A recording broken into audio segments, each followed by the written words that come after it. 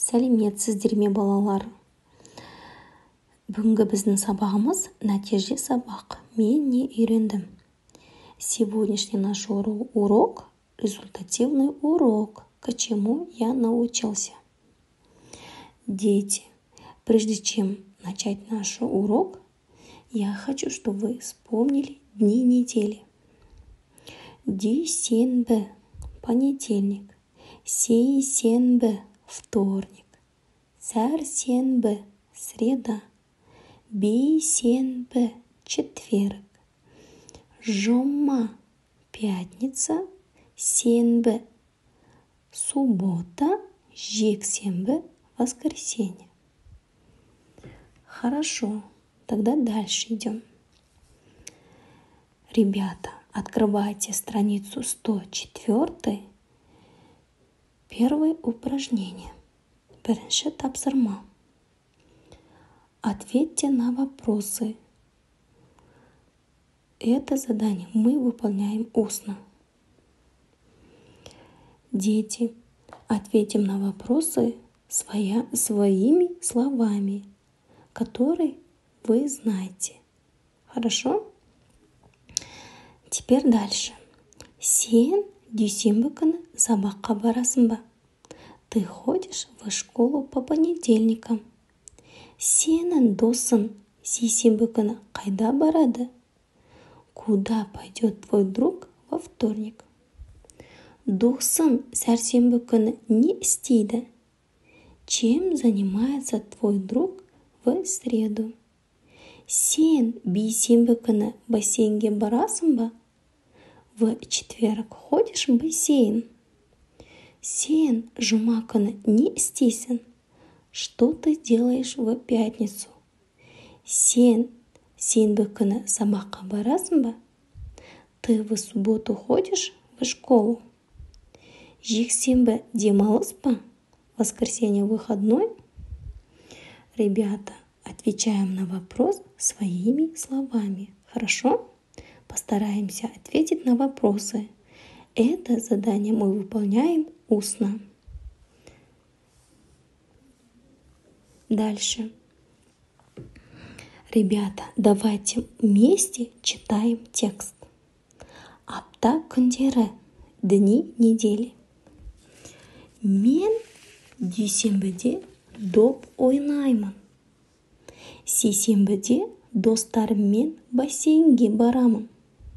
Сәрсенбіде сурет саламын. Бейсенбіде ініммен аулада ойнаймын. Біз жұма күні мультфильм көрдік. Сенбі күні саябаққа барамын. Жексенбі күні дем аламын. Осылайша бір апта өтті. Ребята, текст прочитаем несколько раз на казахском языке. После этого повторяйте перевести на русский язык. Ребята, внизу я написала перевод. Сравните перевод.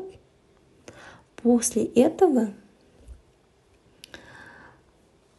я вам приготовила вопросительные вопросы. 4 вопросительные вопросы этому тексту. Хорошо? Я этому тексту приготовила вам 4 вопросительных вопроса. Посмотрите. Бірінші сұрақ. Первый вопрос. Қай күні доп ойнады? В какой день ты играл в мяч? Олар қай күні бассейнге барды? В какой день они ходили в бассейн? Жұма күні не көрдің? Что вы видели в пятницу?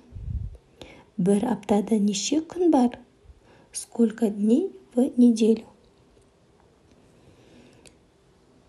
Эту работу выполняем в тетради. Письменно.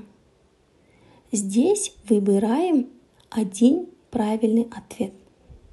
Ребята, я очень верю, что вы сами сможете это сделать. Хорошо? После этого открываем еще раз 104 страницу Екінші тапсырма. Суретті пайдаланып, сөйлем құрап жаз. Напишите предложение, используя картинки. Хорошо? Например, первая картинка. Вторая картинка. Әлібек жексенбі күні бассейнге барады. Әлібек в воскресенье пойдет в бассейн. Анна дүйсенбі күні сабаққа барады. Анна по понедельникам ходит в школу. Дальше, дети, сами составляйте предложение. Это задание тоже пишите в тетради и отправьте учителю. Хорошо?